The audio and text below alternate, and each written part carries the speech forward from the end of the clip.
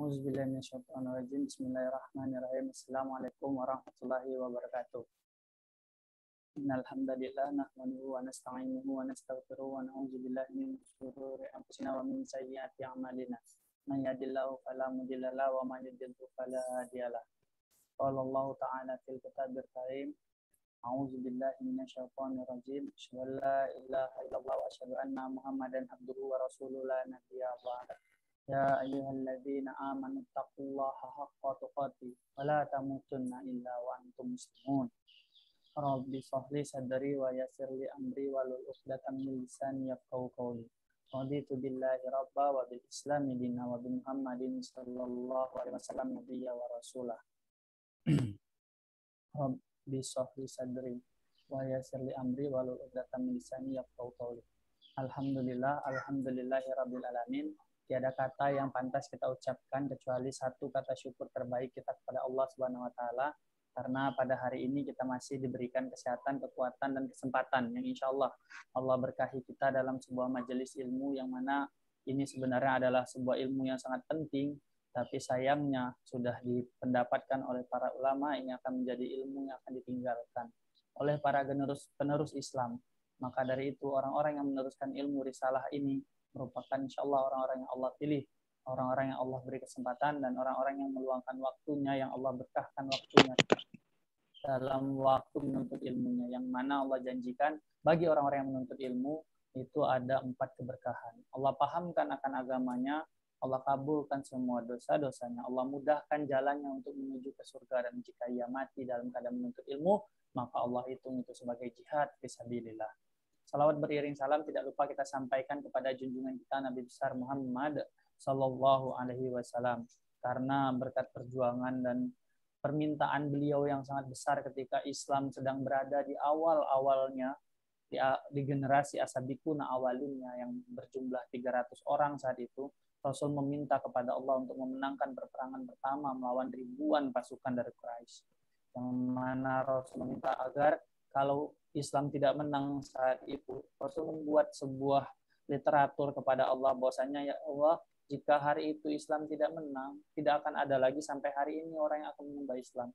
Rasul memikirkan bagaimana hari itu pengorbanan Islam yang nantinya kita akan lihat hari ini, itu adalah tonggak awal dari perperangan Badar pertama yang terjadi pada Islam. Yang Rasul meminta kepada Allah agar menangkan perperangan ini, ya Allah, agar nanti banyak generasi-generasi Islam seterusnya sampai di akhir zaman.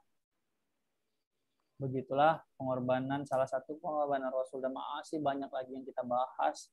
Bahkan tidak cukup waktu bagi kita untuk mempelajari sirah nabawiyah Rasul. Bila kita fokus dalam mempelajarinya, insya Allah Allah akan cepat pahamkan. Apalagi ilmu-ilmu yang lain, itu akan lebih mudah jika kita sudah memahami tentang yang dinamakan dengan sejarah. Kenapa? Sejarah itu akan berulang hanya dalam bentuk yang berbeda. Ya, kembali kita ke pembahasan kita. Kemarin kita sudah membahas bagaimana psikis yang mempengaruhi organ yang akan menjadikan sebuah penyakit tahunan. Nah, kali ini ternyata dalam pembahasan lidah kita tidak bisa mengesampingkan bahwasanya hal yang kita bahas itu ada 4. Yang pertama adalah organ, yang kedua adalah nutrisi, yang ketiga adalah psikis, yang keempat adalah reproduksi. Alhamdulillah kita sudah masuk ke beberapa pembahasan ini, walaupun kita baru materinya saja belum menemukan lidah, dan kemarin alhamdulillah ada yang sudah coba untuk masuk di kelas yang gelombang 2, nah itu udah lihat ya, betapa gelombang 2 itu sudah mulai bisa membaca lidah, ya membaca untuk mendiagnosa lidah secara utuh dari organ, nutrisi, reproduksi, dan psikis, walaupun masih ini ya, kita masih sama-sama belajar dalam mempelajarinya, tapi bisa dilihat manfaatnya nanti untuk diri sendiri dulu. Bahkan untuk orang terdekat lah paling tidak. Nah, kali ini kita akan melihat bagaimana sih ketika kita tahu masalah psikis yang kita hadapi dalam dunia sehari-hari, ketika kita dalam keluarga, ketika kita dalam bekerja, ketika kita dalam sosial hidup sehari-hari, itu pasti mengenai dampak psikis. Entah itu emosi, entah itu tekanan, entah itu keinginan, bahkan kesedihan, itu akan kita lalui. Tapi bagaimana kita bercontoh kalau dari konsep pengobatan yang sudah diatur oleh Al-Quran. Tapi kita lihat dulu, konsep pengobatan dalam Islam itu seperti apa? Sakit itu adalah sebuah hal yang membutuhkan pengobatan. Tapi ketika seseorang hanya ingin kesembuhan, itu bukan sebuah solusi, itu merupakan sebuah masalah. Ketika seseorang itu asal minum obat, itu juga merupakan sebuah masalah. Dan ketika seseorang itu asal sabar saja akan penyakitnya, itu juga merupakan sebuah masalah. Kenapa bisa seperti itu? Karena kalau dia hanya mengharapkan kesembuhan, ini dikatakan masalah kenapa? Dia akan berusaha untuk sembuh dari apapun, dengan cara apapun, dengan metode apapun, dengan kesempatan apapun. Nah, ini yang menjadikan sebuah masalah dalam pengobatan penyakit. Dia merasa bahwasanya ketika dia mendapatkan sebuah obat dari tempat manapun yang tidak jelas sumbernya, ini akan mendatangkan sebuah kesembuhan. Karena kenapa? Apabila kita hanya mengharap kesembuhan, maka jadi masalah. Mendatangi orang yang pintar, mendatangi orang yang bisa memberikan kesembuhan dalam waktu instan, gitu. Orang-orang yang memberikan syarat-syarat dalam kesembuhan, gitu. Nah, ini yang merupakan yang tadinya kita kalau mencari asal kesembuhan itu akan menghasilkan ujung-ujungnya adalah kehinaan dalam kita mengobati penyakit. Kalau kita sudah mendapatkan kehinaan dalam mengobati penyakit, ini merupakan sebuah kezoliman.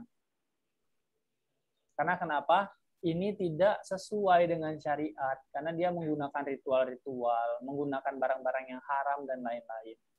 Bahkan kita lihat ya untuk sakit mata, berikan air kencing di mata. Nah, ini kan air kencingnya saja udah najis gitu. Diberikan di mata pagi-pagi. Itu sebuah sesuatu yang turun-temurun tapi belum tentu tepat gitu. Hal sederhana saja, apalagi kalau kita berobat dalam penyakit-penyakit yang parah, penyakit-penyakit yang susah diobati, terus kita dapat nih di sana berobatnya syaratnya potong ini dengan semua ini gitu. Nah, ini tapi ketika kita asal minum obat, nah ini juga sebuah masalah. Kenapa?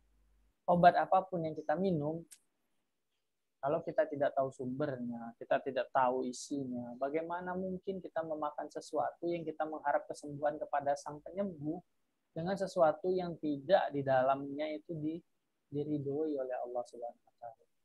Nah, ini merupakan sebuah masalah besar dalam pengobatan. Bahkan sabar dalam penyakitnya, sabar sekali, tapi tidak melakukan apapun.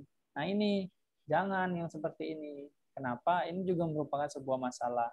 Kalau penerapan dalam pengobatan Islam, itu yang dibangun pertama adalah keyakinan. Keyakinan. Makanya kalau dalam konsep pengobatan di awal kita belajar dulu, berobatlah semua dengan pengobatan asalkan dengan penuh syarat. Yang pertama syariat. Karena kenapa? Membangun sebuah keyakinan dalam berobat itu tidak gampang. Jangan berdasarkan testimoni, jangan berdasarkan di sana pengobatannya baik. Bukan, munculkan dulu keyakinan. Mau kita berobat di mana saja tempatnya, itu insya Allah akan baik. Kalau kita sudah muncul keyakinan. Kalau kita sudah dapat keyakinan, barulah kita mulai dengan ilmu. Keyakinan ini bukan hanya dimiliki oleh pasien untuk meyakinkan, tidak. Kita harus punya keyakinan yang besar kepada Allah, berharap. Karena terkadang pengobatan yang sederhana saja, tapi karena doa kita kepada Allah yang lebih kepada pasien. Pernahkah kita ketika memegang pasien, kita langsung berdoa kepada Allah, ya Allah angkat penyakitnya, ya Allah angkat penyakitnya. Bukan menerapkan ilmu apa yang kita dapat. Nah, kalau sudah ada muncul keyakinan, maka ini harus dilandaskan sama orang-orang yang berilmu. Sedangkan ilmu ini bisa didapat dengan sejarah, dengan apa yang diturunkan kepada sebelum-sebelumnya. Nah, ini pentingnya dalam pengobatan kita belajar sejarah. Makanya jangan sampai ketika kita mendapatkan sejarah Islam kita nggak tahu sama sekali. Padahal sejarah ini juga menjadi tonggak ilmu dalam dunia kesehatan sekarang. Bahkan kehidupan kita sehari-hari saja yang ada di lingkungan luar kita ini, itu sudah merupakan sebuah ilmu dalam dunia kesehatan. Nah, kalau kita sudah mengacu pada sejarah, hal apa lagi dalam pengobatan Islam yang paling diutamakan, yaitu diagnosa. Nah, hari ini kita belajar tentang diagnosa. Pentingnya belajar diagnosa inilah menjadi sebuah solusi yang tepat dalam membenarkan sebuah teori-teori yang sudah Allah turunkan sebelumnya kepada orang-orang sebelumnya. Nah, tugas kita adalah menjalankan perlahan teori itu. Karena sakit yang didapatkan oleh orang, sakit yang didapatkan oleh kita atau orang sekitar kita itu nggak mungkin datangnya tiba-tiba. Nah, dari situlah ketika kita sudah belajar diagnosa, konsep pengobatan dalam Islam, barulah kita masuk ke penerapan. Penerapan apa? Yaitu adalah sebuah pengamalan akan ilmu yang sudah kita dapat untuk terapi tersebut. Nah, hal ini menjadikan sebuah keimanan yang harus dimunculkan oleh para praktisi. Keimanan ini adalah tujuan dari tujuan hidup. Satu-satunya bagian dari tujuan hidup yang menjadikan itu adalah sebuah ibadah.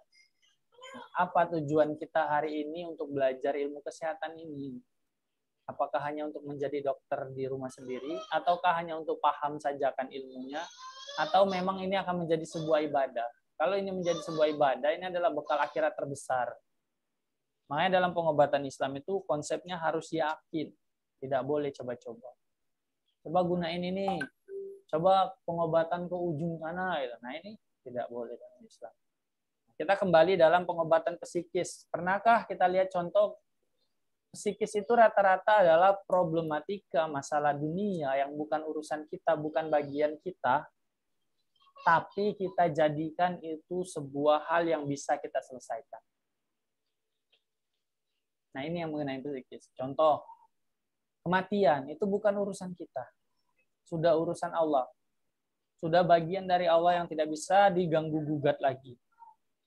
Tapi kita ngerasa dengan kesedihan kita yang berlarut-larut bisa merubah semuanya. Nah ini kan masalah-masalah perkara dunia. Masalah-masalah perkara kehidupan. Kalau kita mengkaji konsep yang paling berat dalam masalah psikis di kehidupan, kita mengkaji kepada siapa? Kita balik, lihat contoh dalam Al-Quran. Kita lihat, contoh terbesar itu ada di Maryam. Mari kita ngobrol tentang Maryam hari ini.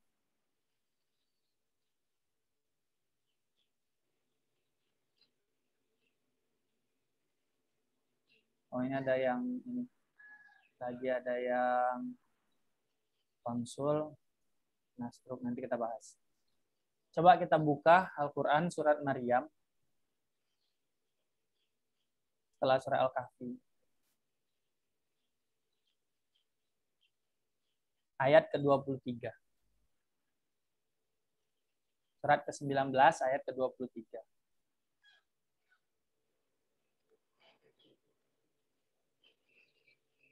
Kita tahu ya, ketika Maryam itu satu-satunya, Maryam itu berasal dari nama satu, sebenarnya nama Maryam itu adalah Marbot.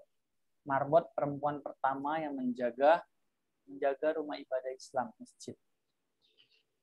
Makanya ketika lahirlah anaknya Yahya itu seorang perempuan, dinamakan Maryam. Tapi Maryam yang suci, tidak tersentuh oleh laki-laki manapun, tiba-tiba hamil. Bayangkan, hari ini kalau kita lihat ya, banyak yang hamil tanpa ayah juga, karena ayahnya nggak tahu kemana. Tapi saat itu Maryam ini sudah viral duluan. Di zaman itu sudah viral. Bahwa lahir seorang perempuan yang nungguin masjid, selama ini nggak ada. Penunggu masjid itu semuanya laki-laki, marbot. Tapi tiba-tiba ada perempuan, jadi viral. Karena beda sendiri, sudah viral. Nah bayangkan, seorang penunggu masjid tiba-tiba hamil. Nggak kebayang ya. Seorang bapaknya, pemuka agama, seorang nabi. Tiba-tiba punya anak, hamil, jagain rumah ibadah. Yang sudah viral, lahirnya aja udah viral nih perempuan jaga masjid. Apalagi pas hamilnya. Betapa beratnya ketika dia memutuskan untuk pergi dari rumah, itu di setiap tempat ketika dia membicarakan hamil tanpa ayahnya. Padahal kalau kita pikir wanita di zaman itu mustahil, nggak ada yang seperti itu. Tapi ini perkaranya, ini Maryam, seorang perempuan yang menjaga masjid, sudah viral di semua daerah. Ini ada perempuan yang jaga masjid, ibaratnya seperti itu. Tiba-tiba hamil, kemanapun pergi orang hanya mencela, begitu beratnya ujiannya. Bukan hanya ada kesedihan di sana, bukan hanya ada tekanan, bahkan semuanya keinginannya muncul apa? Kita lihat di ayat 23. Kata Maryam, kemudian rasa sakit untuk melahirkan memaksanya bersandar ke pohon kurma. Lalu Maryam berkata, Ya laitani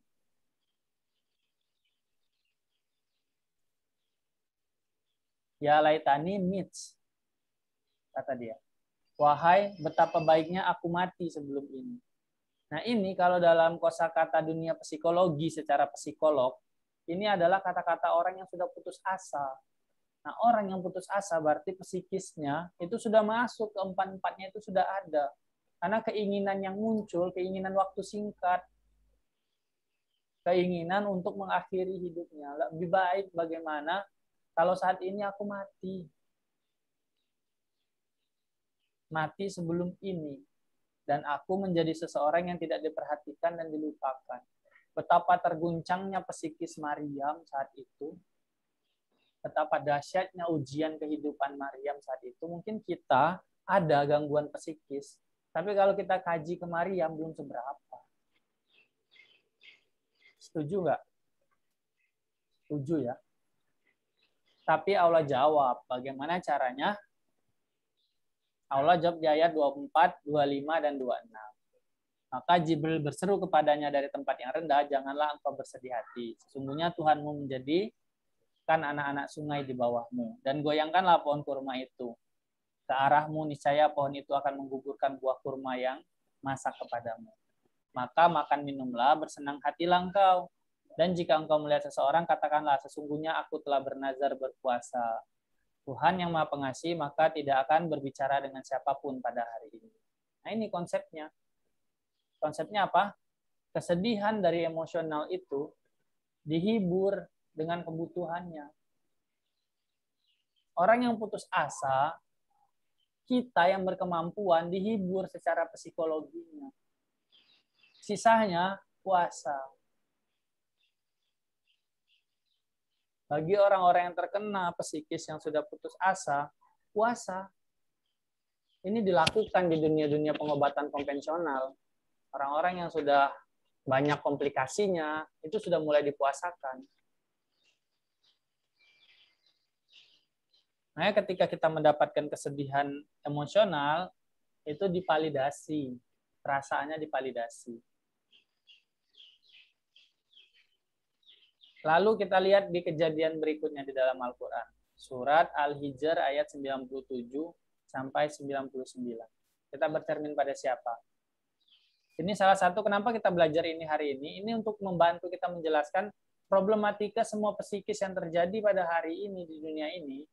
Itu bisa dilalui karena kita nggak seberat mereka sebelum kita. Masa kita bisa terkungkung di masalah psikis yang menyebabkan penyakit kita tahunan hari ini tanpa ingin merubahnya. Sedangkan contoh-contoh yang Allah kasih itu 100 kali lebih berat. Mari kita lihat surat Al-Hijr. Ayat 97 sampai 99. Dan sesungguhnya kami mengetahui bahwa dadamu menjadi sempit disebabkan apa yang mereka ucapkan. Maka bertasbihlah dengan muji Tuhanmu dan jadilah engkau di antara orang-orang yang bersujud. Dan sembahlah Tuhanmu sampai yakin ajal datang kepadamu. Nah, bayangkan. Ini ayat turun ketika itu Rasul ingin berdakwah kepada kaum Quraisy. Ketika Rasul datang kepada kaum Quraisy, ternyata kaum Quraisy ini sedang kode-kodean mata gitu. Kode-kodean mata. Paham ya? Mereka melakukan isyarat untuk melakukan sesuatu kepada Rasul. Bayangkan kita datang ke suatu tempat, diundang. Lalu tiba-tiba setelah kita diundang nih, Rasul menyampaikan. Pas Rasul sampai, ketika ingin menyampaikan dakwahnya, lalu salah satu orang Quraisy berucap, ini yang nama Muhammad. Diketawain, oh gitu. Betapa rasanya kita belum menyampaikan apapun, baru sampai di tempat kita diketawain orang. Kira-kira kalau kita kaji secara dunia psikis itu udah cukup tidak? 4 masalah psikis yang kemarin kita bahas yang masuk ke dalam dada. Cukuplah kiranya gitu. Di sana pasti ada rasa kesedihan karena dipermalukan.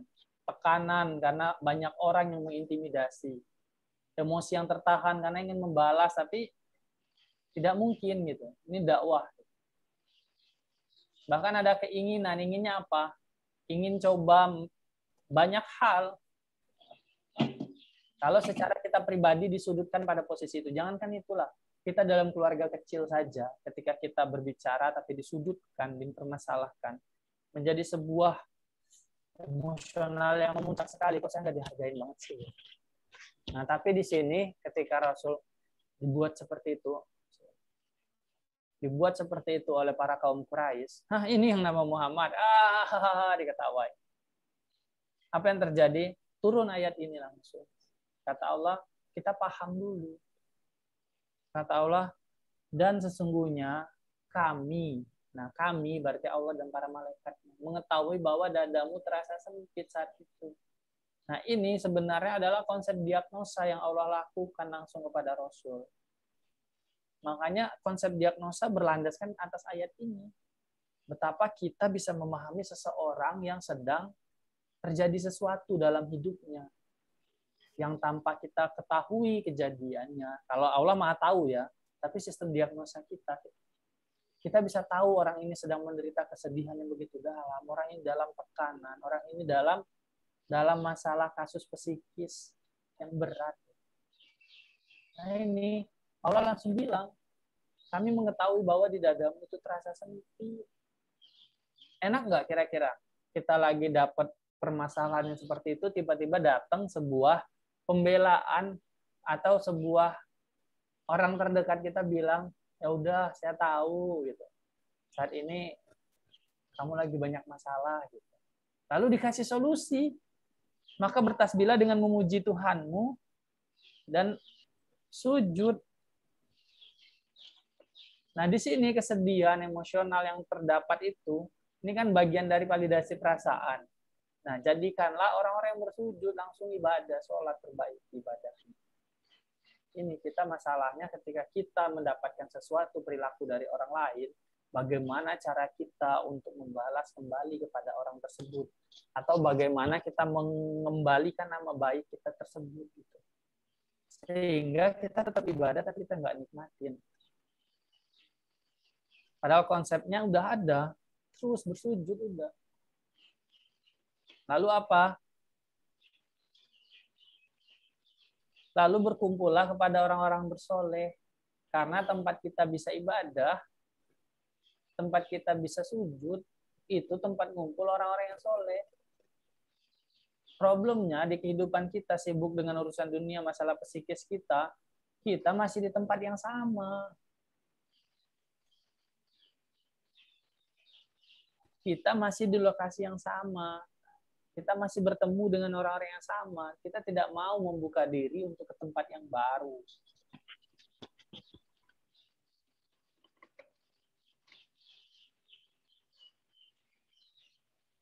Dan di ayatnya, dan sembahlah Tuhanmu sampai yakin ajal menjemputmu. Ingat udah, hidup singkat kematian. Nah ini yang kadang kita nggak bisa pahami ketika seseorang kena psikis, gimana sih merubahnya. Orang ini egonya tinggi sekali. Orang ini ininya tinggi sekali. Orang ini keras kepala sekali.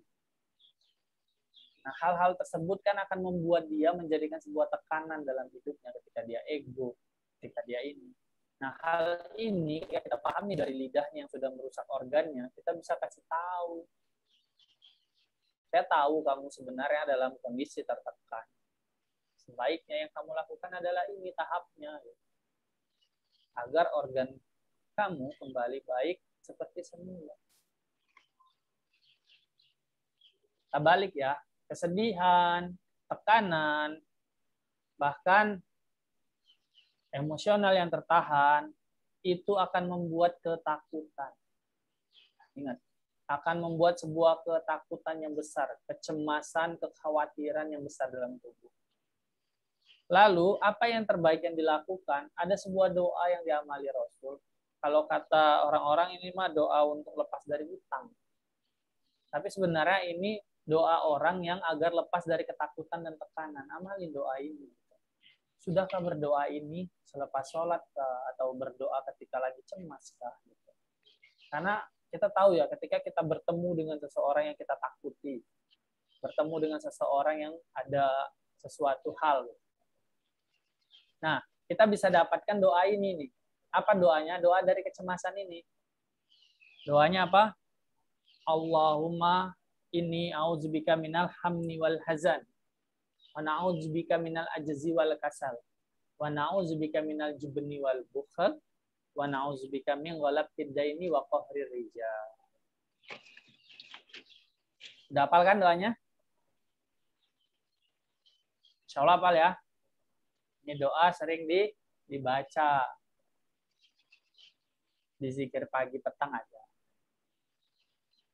Allahumma inni a'udzubika minal hammi wal hazan, na'udzubika minal ajzi wal kasal, wa na'udzubika minal jubni wal bukhl, wa na'udzubika min ghalabid daini wa qahrir rijal. Kalau kita mendapatkan sesuatu yang mengecewakan dalam diri kita, kecewa ini berasal dari tekanan. Apa yang harus kita lakukan mendapat kecewaan tersebut? Yaitu terapi terbaiknya, anak dulu diajarkan. Ketika kita sudah letih sebagai seorang praktisi, ketika kita capek ya, ada pasien yang minta jamnya udah nggak masuk akal. Terus tiba-tiba minta di posisi kita sedang tidak enak badan sekali. Mau ditolak nggak enak, mau ini susah gitu. Ini kan akan mengganggu masalah psikis kita ke depannya. Makanya banyak dari para praktisi kita yang sudah malah lebih banyak sakitnya ketika sudah selesai menangani pasien. Lebih banyak keluhannya ketika setelah menangani pasien banyak yang dirasa gitu. Nah, karena dia tidak menerapkan terapi ini. Gitu.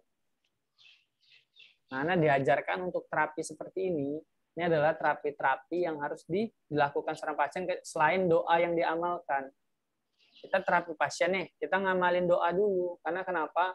Kita ke tempat yang baru pada pasien, kita menemukan orang-orang yang sakit dalam penanganannya, itu kita harus doa. Apa doanya? A'udzubika kalimatillahi tammati min syarri ma khalaq. A'udzubillahi samil alim minasyaitonir rajim. Bismillahirrahmanirrahim. La yadurru ma ismihi syai'un fil ardi wala fis samawati wa huwas samiul alim. Berdoa. Nah, setelah itu, kalau kita sudah amalkan doa ini sebagai praktisi, nah paling tidak kita mengamalkan satu lagi. Kalau dalam dunia psikologi, dalam mempelajari dunia psikis kita, agar kenapa? Agar lelah kita itu benar-benar menjadi lillah. Karena kalau keletihan dicampur kelelahan, fisik kita akan menurun. Energi kita akan habis. Tenaga kita akan berkurang. Makanya para praktisi ini akan berkaitan sama tenaga terus-menerus. Kalau tidak mulai dari sekarang untuk mempelajari masalah psikis ini pada diri kita akan susah, akan capek nantinya. Bagaimana terapinya? Nah, ini Anak selalu terapkan. Ketika Anak dihubungi jam 11 malam, kita sudah ngantuk banget dan harus melakukan dan darurat. Kadang besok aja lah ibaratnya gitu. Tapi nggak bisa, kita dibutuhkan masyarakat. Pasang satu terapi, yaitu terapi senyum. Senyum selama 30 detik sebelum kita berangkat.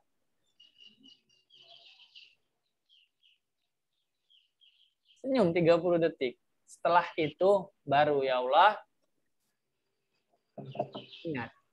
Bismillah atau bismillah saja cukup. Atau ya Allah saya datangin pasien ini. Walaupun kita dalam keadaan moodnya hilang, capek dan lain-lain, yang penting kita sudah terapi senyum 30 menit. Itu Anak diajar. Jadi tidak ada rasa lelah yang sampai mendera ke dalam tubuh. Ini untuk para praktisi. Berikutnya bagi kita yang terkena masalah psikis di dalam hidup, masalah kesedihan, masalah ini, semua itu pasti sudah dirasakan Rasul. Percaya atau tidak, yakin atau tidak, setuju atau tidak, semua masalah psikis yang kita dapatkan tidak akan seberat yang Rasul dapatkan. Karena dalam perjalanan dakwah Islam itu lebih berat. Jadi masalah psikis yang emosional, yang tertahan, tekanan, kesedihan, bahkan keinginan, nah ini akan lebih Rasul lakukan, dapatkan. Bagaimana caranya? Itu diajarkan. Kenapa Rasul bisa bertahan dengan kemampuan sampai hari ini jarang sakit sama sekali? Karena kita tahu Rasul dan keluarganya itu di surga. Setuju ya? Tapi ketika kita mendapatkan satu hadis, Rasul masuk surga itu pertama kali dengan siapa? Kira-kira dengan siapa?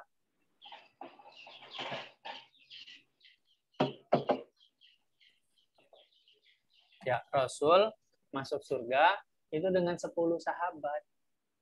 10 sahabat yang dijamin masuk surga. Itu pertama kali. Setelah itu 70.000. Baru seterusnya, dan seterusnya. Nah, berarti di sini menggambarkan ketika kita hidup dalam dunia dakwah kesehatan, ketika kita hidup dalam masalah ini, menyelamatkan keluarga itu penting. Hidup di keluarga itu penting. Tapi dalam perjalanan dakwah kita di dunia kesehatan, kita butuh sahabat. Ingat, sahabat. Kita nggak bisa jalan sendiri, kita nggak bisa bersaing bersama. Karena semua masalah terapis, para praktisi itu lebih rentan terkena masalah psikis penyakit tahunannya.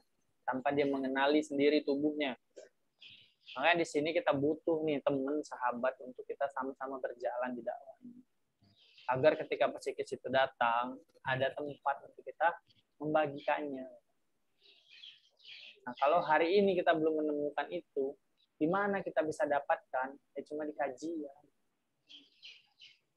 Makanya kalau hari ini kita masih sibuk dengan urusan dunia kita, akan terganggu psikis kita.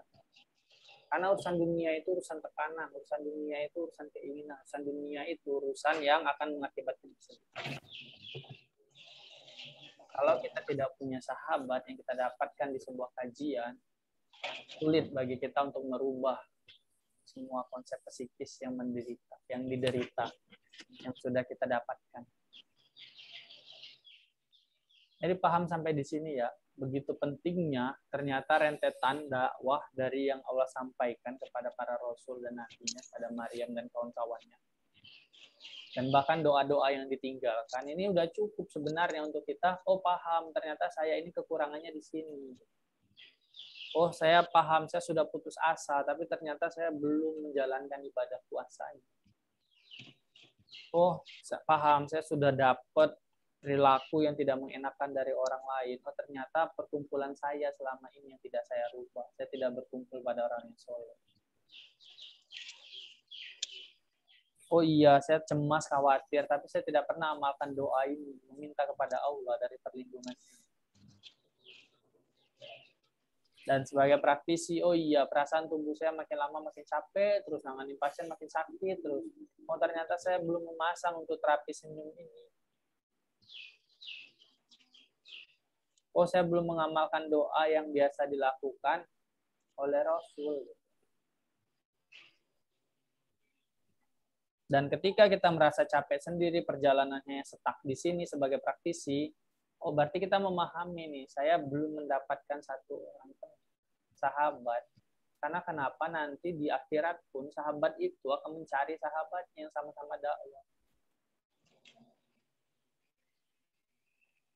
Nah ini poin terpenting yang harus kita ketahui dalam pengobatan psikis. Nah bagaimana setelah ini, psikis ini, masalah psikis yang kita hadapi di dalam penyakit tersebut, ini akan mempengaruhi sistem reproduksi. Hal ini yang akan menyebabkan masalah-masalah pada hari ini dalam masalah reproduksi. Sampai di sini ada yang sudah bisa dipahami atau ada yang mau ditanyakan?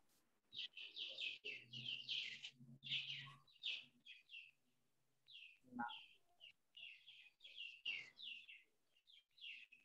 Ada?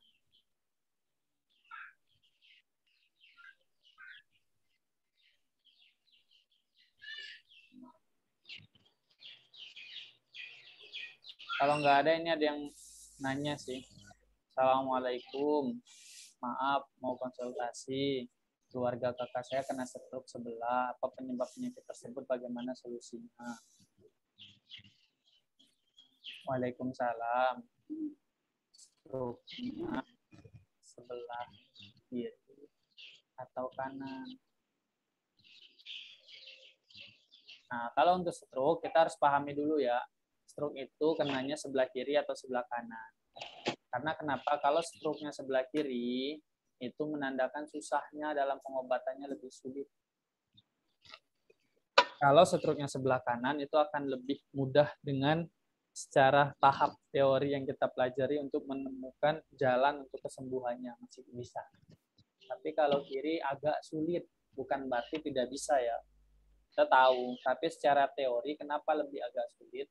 Karena untuk stroke kiri itu sudah menutup untuk sudah menutup.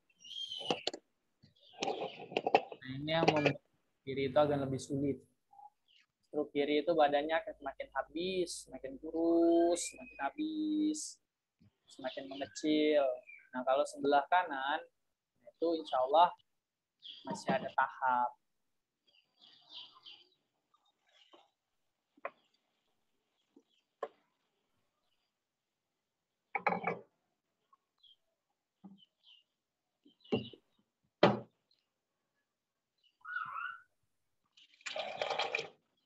Nah, alhamdulillah katanya stroke-nya sebelah kanan. Nah, kalau stroke sebelah kiri itu penyempitan pembuluh darah. Kalau stroke sebelah kanan itu penyumbatan pembuluh darah.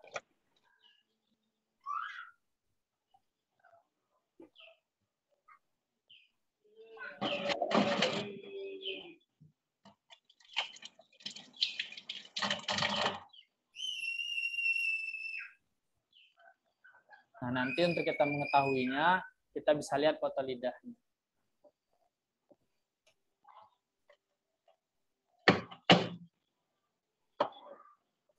Ya, sampai di sini masalah psikis ada yang mau ditanyakan?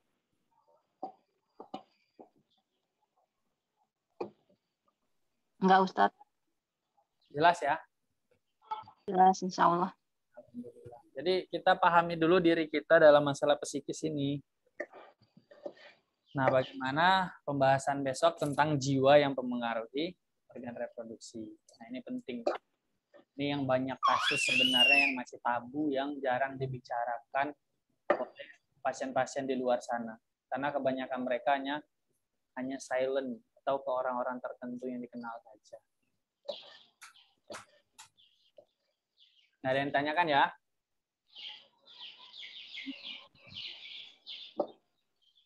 Kalau gitu, kita akhiri dulu pertemuan kita hari ini sampai sini.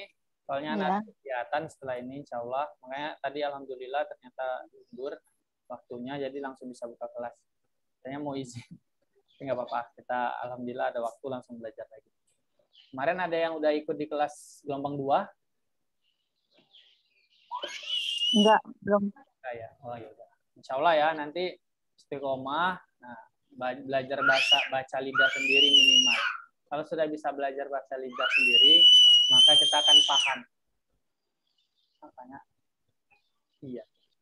Udah mulai.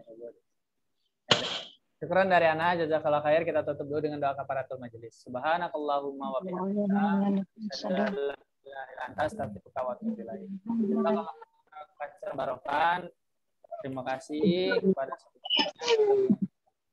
insya Allah Allah pahamkan dalam pemahaman agamanya. Amin. Assalamualaikum warahmatullahi wabarakatuh. Waalaikumsalam. Izin live ya.